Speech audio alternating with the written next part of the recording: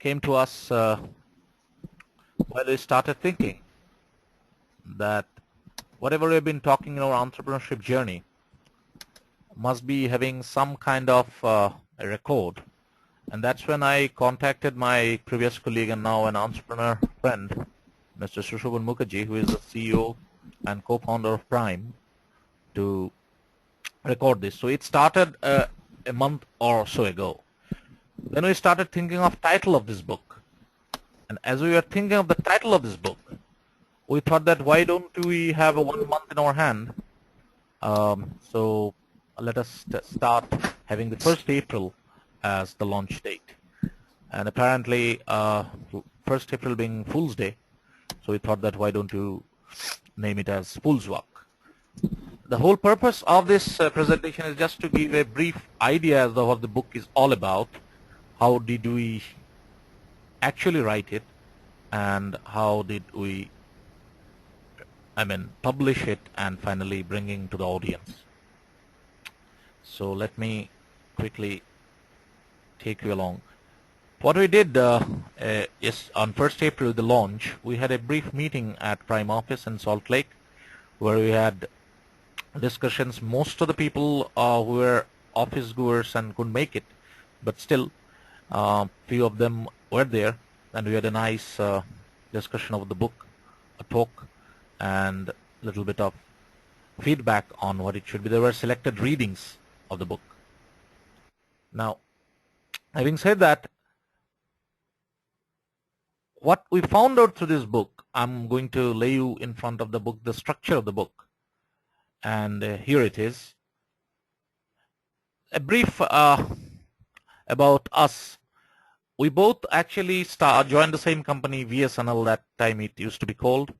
And then we both started our own organizations. And this is the start we had in a connection. Later on, we discovered that we both have started our own ventures, and we had collaborated on few projects, and then only this motivation of writing this book came over. So the whole book is structured into different chapters. The first chapter we have called it Fools of April. That means whenever someone starts a venture in India, there is a saying called Vinashkala Vyapsa Buddhi. That means when somebody is having some kind of sheer shot destruction, the whole idea of business comes to his mind. That's a popular saying. So we both were actually working in a corporate environment, so it is very difficult to say how did it come to us to start our own business. Our family, friends, relatives, most of the people thought that we were doing something very great, and a catastrophe is falling and we have gone partially mad. And when we started around 9 years back, what we found out that there is a fundamental change that has happened, and what we tried to call in one of the chapters as left and right side of at the rate. This works like this. When we were working in the corporations, we used to find that whenever we were talking about our business ideas to our colleagues, to many of our vendors, to many of our clients, of course, corporate clients, they were very, very encouraging. And we thought that, oh, very nice. There's so much encouragement everywhere. So when we actually started, we found that all these encouragements and all this interest all went away. That was not there. So we call this whole disillusionment in a chapter called Left and the Right Side of at the Rate. Now, if you see this email address of any email address, the left side is a person and the right side is an institution. And this left and right combined give a personality or a persona in online domain. So when one starts one's own business from a corporate environment, what happens is that nobody knows the left side, and the right side is also almost invisible. So we found out that at the right side and at the left side of at the rate has tremendous implication for us as well as for the business we are doing. The moment we started our business, what we found out that, excuse me, one break. Whoever is joining, in case you have any question, any problem, please use the chat box to contact us. We'll respond, and you'll be muted just to make sure that there is no noise pickup from anywhere. Thank you. Please use the chat box to tell you anything. I see a new attendee. Welcome. Use the chat box to let us know whether you can hear us. Thank you. Mr. PC, just let us know whether you can hear us using the chat box. Thank you. Let me again tell you that for no noise and for very smooth presentation, you'll be muted. You can ask your questions after the presentation is over. Now, once we started our business, the first thing we had to manage, in addition to us, clients and everything, is people. And people management is the hardest thing for any business, and we found it in a very strange way. So there are some chapters where we discuss about in a hilarious manner that we get early morning 9 o'clock an SMS, having fever, not coming today. And then there were people when they leave the organization for reasons which is a mystery. We could never make it out. So there's a chapter called Why Did Pradeep Leave the Job? And there is another very nice chapter which is called This Is Not Cricket, when on a single day we found that 6 employees actually left the job, and it was nothing short of a conspiracy. So even though very hilariously and little lightheartedly told, apparently these are all experiences we learned the hard way. When we were working as a corporate employee, we thought that we come to office, do our work sincerely and go. But when we became a business owner, we found that the hardest thing is to anticipate what people will do next. I mean, somebody will write, I'm not coming tomorrow, without any hint previous night or previous time. So it is very, very great experience to deal with people. So this is where we have described our experience with people management. Now, next question is,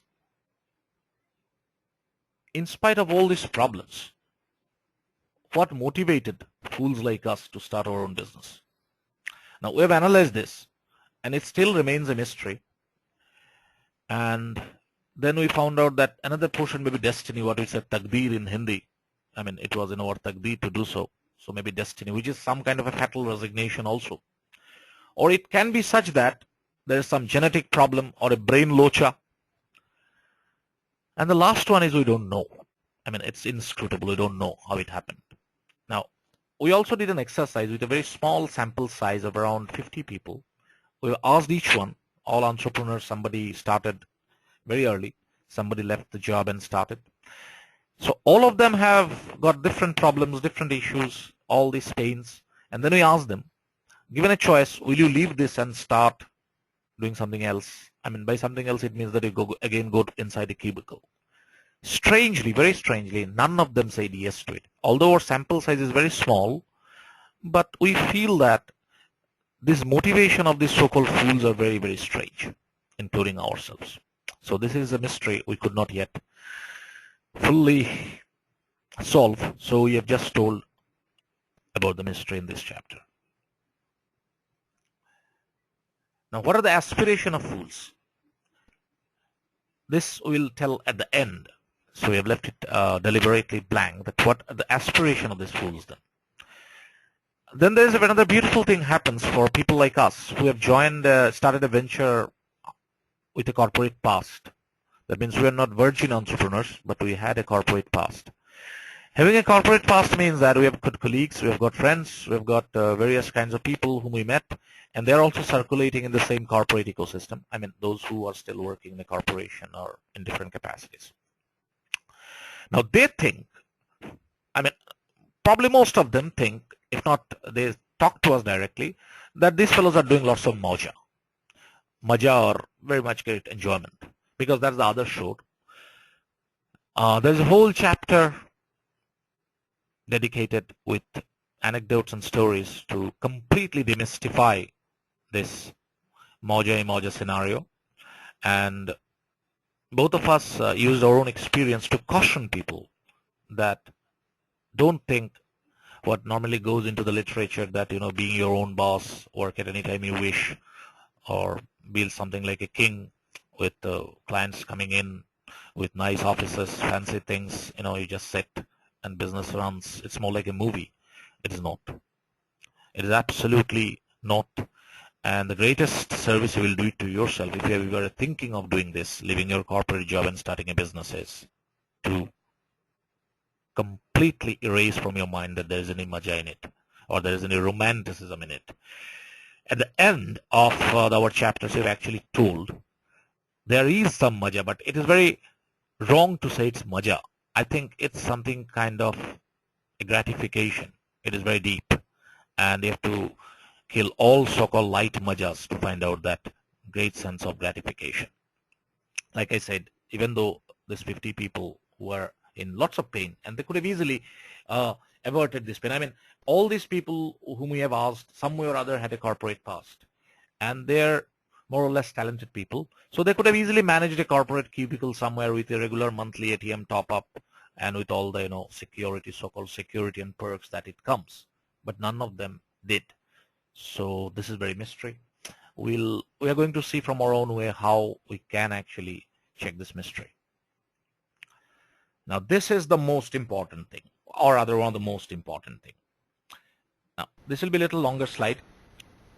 Here my colleague Shushavan has written a chapter which is called Andeka Funda, which is nothing but to rephrase the chicken and egg logic. And I say, when you go to a bank as a small businessman or a startup entrepreneur, you should understand what the bank is actually saying in spite of all their big lectures. We only give loans to those who do not need loans. Please read this very carefully. Normally banks, unless and until you are a very big billionaire or millionaire, they are saying we only give loans if you don't need that. Or if you're asking for 5 lakh rupees loan, give me a 10 lakh rupees collateral, which is other way telling that you do not need loans. Had you have these all collaterals, then why do you need loans? And this is one consultant has told us. He's a Greek consultant. He said, if you take loan of $1 million from a bank, you are gone. If you take $1 billion from a bank, the bank is gone. Now, what we found out while struggling in the initial days, just to run the business engine, that our customers can be your bank. Your customers can actually give you advance. Let me tell from my own example.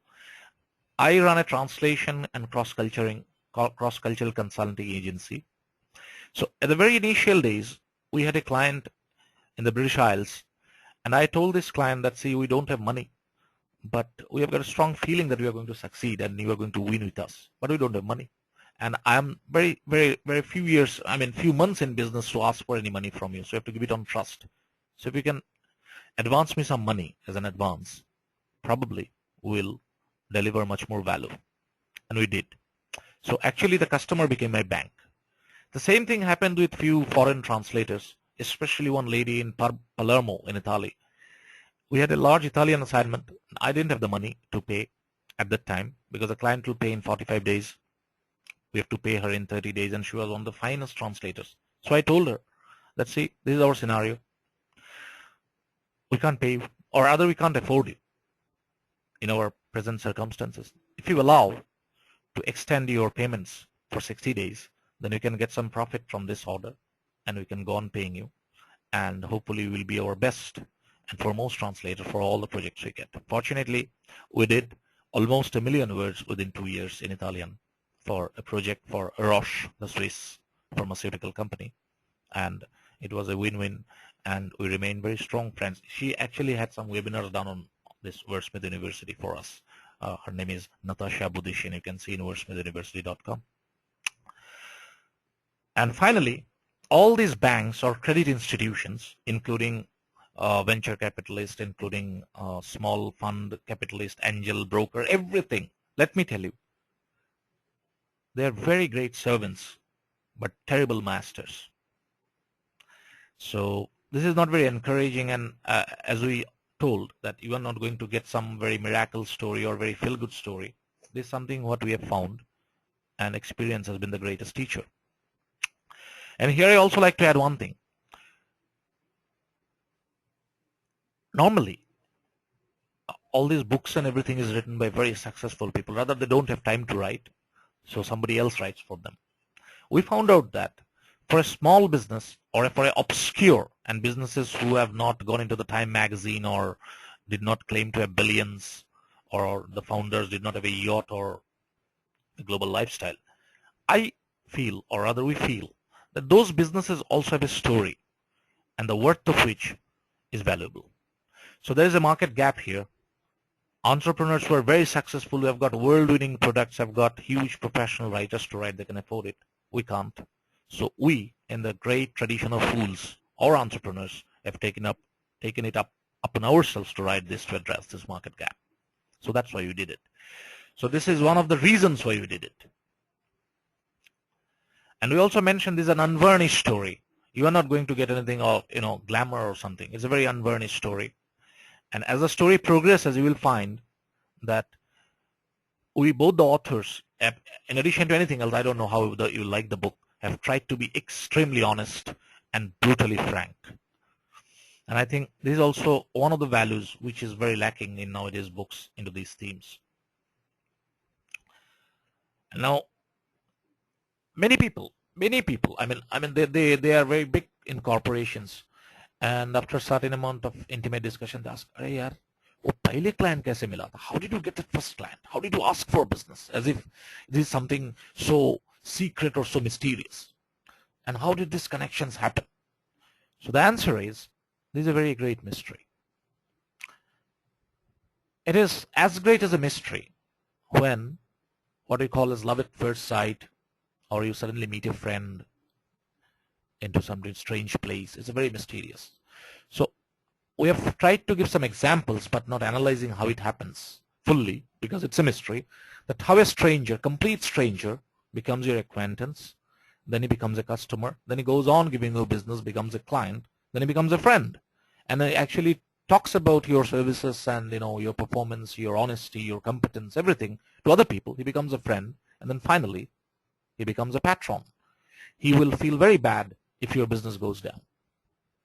So this great cycle of a stranger to a patron happens for any business. Small, big, super big, large, medium, any business actually gets this cycle. And without this cycle, this mysterious connection, businesses will not survive. No business will survive. We are very happy and we are very grateful and thankful that our businesses have actually got these things and we have survived. And I think many people will not like this to hear, but I think survival in a certain limited sense is excellence. In certain aspects of business, with certain resources and with certain background, survival in business for certain amount of year itself is excellence. Now, expectations. After we have started our business has gone through the initial mortality rate. The most important issue now comes is expectations. There are various kinds of expectations. Your employees have expectations. Your suppliers have expectations. Your clients have expectations. Your family has expectation. Everybody has expectation of you and your business. Now what you shall do? Because many expectations are conflicting. Let me explain. Your customer wants best cost quality ratio. Your employees want least time in the office or more money for the same work done. Your vendors want more quicker payment with more margin. So there's a huge amount of interest and expectations floating, and they're at cross currents and sometimes conflicting. So what is your role? We found out that our role can be called as an harmonizer of all these interests and, most important, advocate of the absentee, that is, of the business custodian itself. Because no business has ever come to the founder and asked, say, protect me, take my interest. So business is always absent, and business and owner has to be the custodian of that absentee business interest. The moment a business owner, founder, CEO, or a leader fails to harmonize, one or other or a group will actually make it unbalanced. And in today's world, an unbalanced business will not stay for long.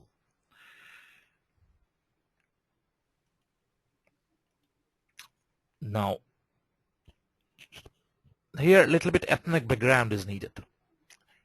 I was born and brought up, and my co-author and colleague, Mr. Mukherjee, was also born and brought up in an environment which you can call as middle-class Bengali environment, where any kind of sales was sneered at. Okay, and I mean, I haven't heard anybody when you grew up in my school or colleges wanted to be in sales or was very clear about what sales is all about. Nobody wanted to be a salesman, at least within my, uh, domain or in my circuit. And it was a general middle class mentality not to be bothered with sales and all this. Everybody wanted to have a very cushy job. So eventually all became engineers. Many people wanted to be better engineers, to did MBAs, etc., etc. But after doing this ventures and everything for so long, we found out something that was never taught to us. That sales is the father and grandfathers of all the salaries and perks and harems of secretaries and everything. Everything that is so much coveted by the middle class is actually fathered and grandfathered by sales. But no one told us so. So this we understood. For some people, into that perception, marketing was some kind of a legalized deception. But after all these years running this business, good, bad, or ugly, we understood if there is no sales, there is no business. Whether you like or dislike, doesn't matter. The business will fail, and you finally have to do something else. What is that? We come next. Now, once a business somehow survives the initial mortality days, which is around 1 to 2 years, max 3 years, very child mortality, what we call, then business needs collaboration of various kinds. Now, we have tried collaborating with lots of people, organizations. And what we find that it's very, very rare to find true collaboration. There are collaborations, but these are very conditional, and these conditions are very difficult to, somehow fulfill. For example, Mr. Mukherjee relates that many of his ex-colleagues come to him, and many of them have a feeling that, they can do business together. But everyone says, most of them says that, see, I've got so many liabilities. So many EMI payment for home, EMI payment for car, children's this fee, then insurance payment, so much liabilities. Once these are settled, then I'm going to collaborate and build a business or something. This is one part. Some people think that this is all waste of time. There are another kind of people who say, "Arey, main hu na, I'm there. You just go ahead." It is something like telling there is the enemy, you push, I'm there in the back. And there are another group of people who just do armchair theorizing. Now we are coming back to collaboration with entrepreneurs. What we found out, that an entrepreneur can only understand an entrepreneur. So if at a certain amount of your business career, if you are going to be a business career or leaving your job or something, please understand that the neurochemistry of an entrepreneur, or who is going to be an entrepreneur, neurochemistry of an employee are fundamentally different.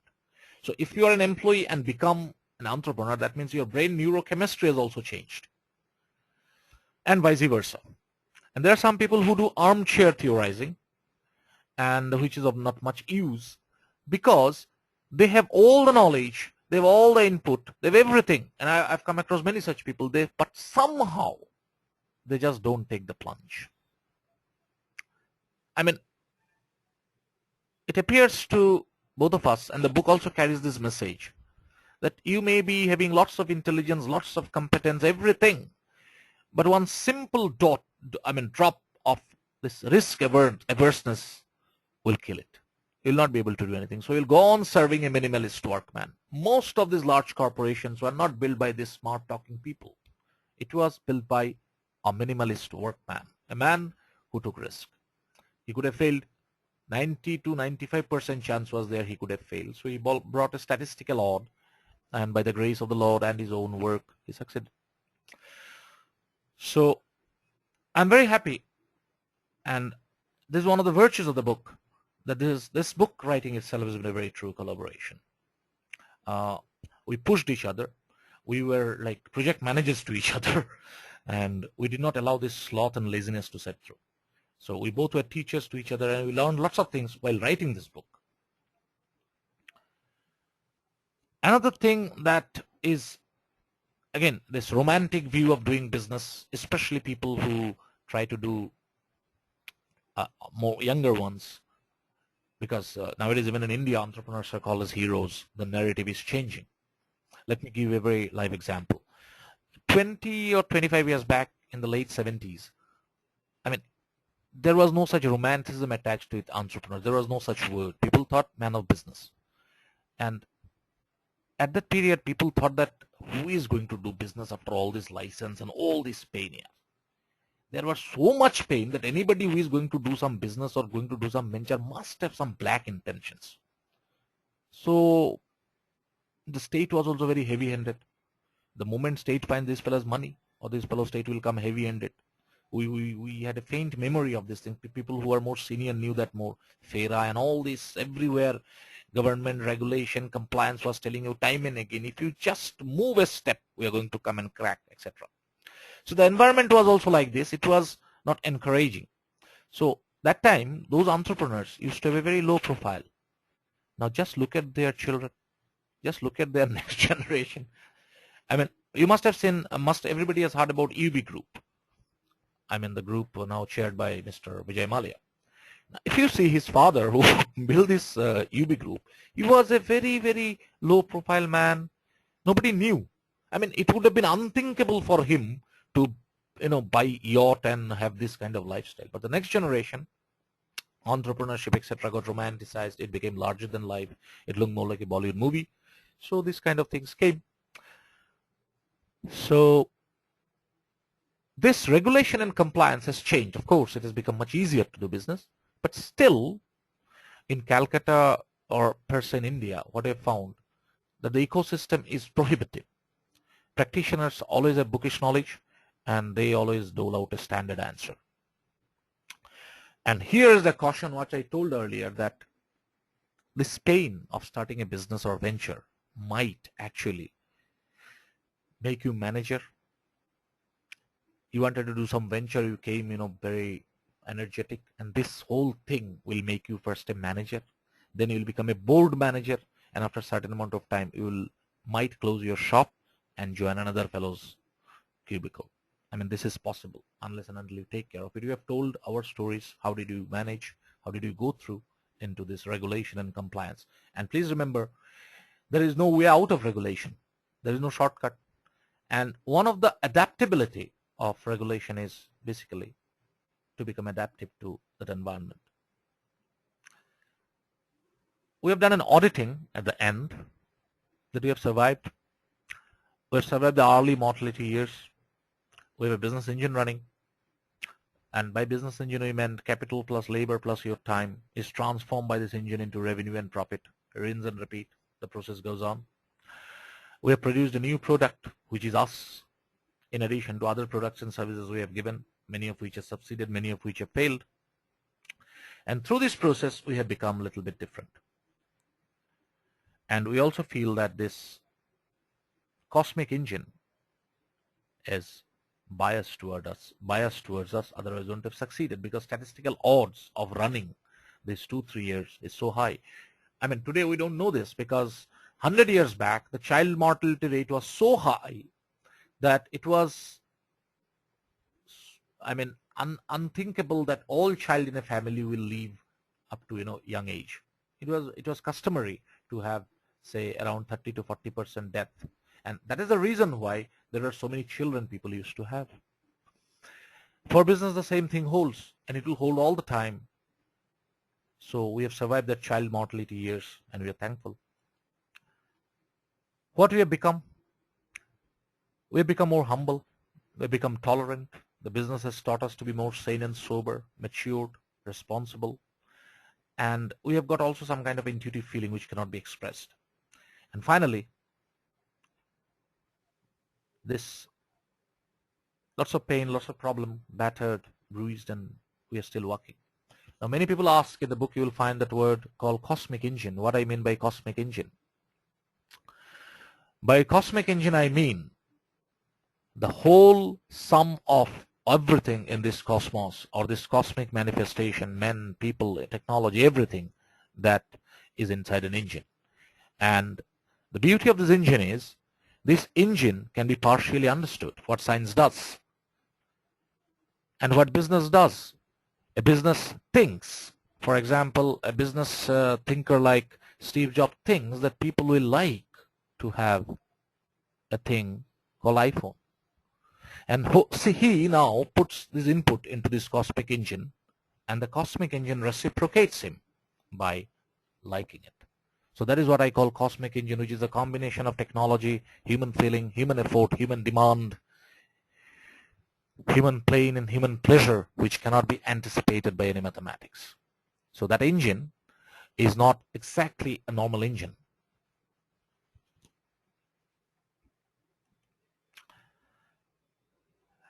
And the legacy. I told my co-author Sushovan one day that probably we are writing this for our children. That when they will ask, what did you do? We shall say, we do this. You read this book. But in addition, we have touched lives of many strangers whom we didn't know existed. We have been assisted by many people who were strangers initially. We have collaborated, got collaboration from this cosmic engine because this cosmic engine has helped us to finally generate this cycle where we survived. And now, by implication, we also got collaboration from the architect or the supreme executive of this engine, God or the Supreme Lord. And in spite of all pain, we have also felt that within our very small domain, what it is meant to be free and like a king. We've also worked honestly, a deep sense of hope. And the book, finally, I told you, is a record for our children who might ask, what did you do? You went every day to office, came back late at night, no time for us. What did you do? Or rather, I would tell them that you were asking a wrong question. What did we become? And somebody will ask, why was this book written? Because you are neither billionaires nor made a products which the world knows. I mean, very frankly speaking, it was a collaboration exercise which we liked, the labor of love. But we also made this sure that this remains an insider tip, a very honest, very brutally true, non-varnished, non-glamorized account. Also to address a market gap, because nobody writes about obscure businesses. So we have to come up and write ourselves. And secondly, we don't have money to employ a professional writer who will do it for us. And perhaps it was our destiny to write this. And I end this presentation with something what was written in the book and which has profoundly influenced me all through running, which is from a French mathematician and one of the finest minds of France and the world for the last 1,000 years, Blaise Pascal. He says, there's a reason of the heart which reason will never comprehend. So with this great and very moving word, I end this presentation. What we'll do now, we had a slight problem with our colleague and our co-authors, Mr. Mukherjee's connection. So if you have any question, you can use the chat box or you can speak. I'm going to make you unmute now. Thank you.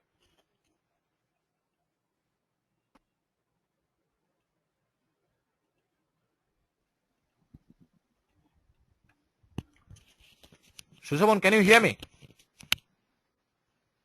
Yeah, I am. Okay. Oh, thankfully Sushovan is there. So you can ask Sushovan question. You can use the chat box or you can use this your mic. So it's all open for you. I would rather request you to use the chat box because we are getting lots of noise picking up. So please use the chat box and Sushovan can answer and me and Sushovan can both answer.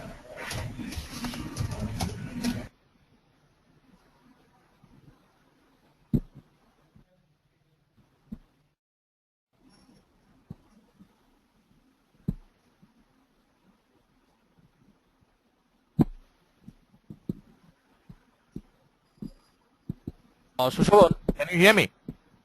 Is there any question? No, not question. What I'm saying, since you had a problem, so you can also address a little bit from your side, that'll be fine. I'm muting myself, so please go ahead.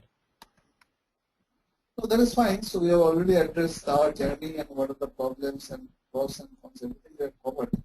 So now we can ask the audience how they have liked the flow, any inputs, any improvements. We can take it up in the next questions. We can understand from the audience what are any queries, anything we felt it would have been better to include anything and take any inputs from the audience. Just you have our email addresses. We are going to do another kind of presentation on a more other level in person. So please feel free to write to us. My address I'm writing to in the chat box in case you haven't got it, as well as Shushabon's. My address, Preetam, here is wordsmith.bengal@gmail.com. Shushabon, you can write your email there, which you prefer to receive your any communication and send it to all.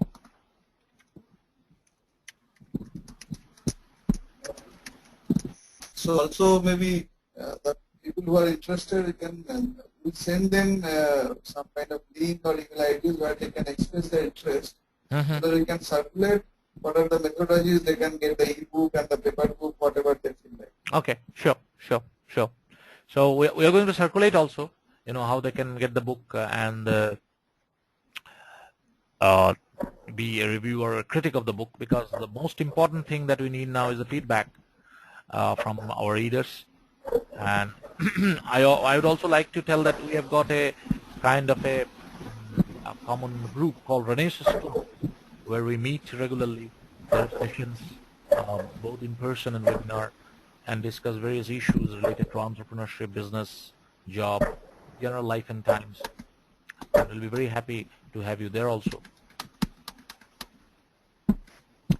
And I think it's already the weekend and we are almost 10:30. If we have any question, yes, Mr. Bhattacharya, yes, I think it is correct. Mr. Bhattacharya has written a very, very poignant remark. He says, ultimately, in addition to our sincere effort, we shall also depend on some cosmic intervention. Yes, because I mean, probably everybody who builds a venture, it's irrespective, small, large, big, super big, or anything. He must be humble enough to have found out at some portion of the venture that, in spite of everything, there was a touch of, somebody calls it luck, somebody calls it grace, somebody calls any name you give it. That means a kind of an intervention from a higher sphere. With this, I will close. Shushabon, you have anything to add to our audience? That's it. Thank you for the participants. So okay. So I also we can have a next round of webinar. Sure. We are going to have, by the way, we are going to have another webinar on 15th by a book written by a very, very successful salesman called Mr. Chats. He has written a book called A Primer on Sales. We are going to be a webinar on 15th, which is the first day of Baishak, Bengali New Year. And we are going to have another on 20th April on a resort project, an ecotourism and eco-entrepreneur project by one of our entrepreneurs who has just commented, Mr. Balaknath Bhattacharya. Just to give a brief, this project called Venuban Resort is actually a very large acre project at the heart of Bengal, in the heartland of Bengal geographically. And I'm not going to disclose everything. It is a dream of every nature lovers to hear about this project. So that will be on 20th. You'll be duly notified. And on 15th, we also welcome you to come at our other webinar on a book launch called A Primer on Sales. This will be also available in all our channels, including Wordsmith University. I thank you once again. Have a nice weekend, and please accept our respect for giving your time and attention to this presentation. Thank you.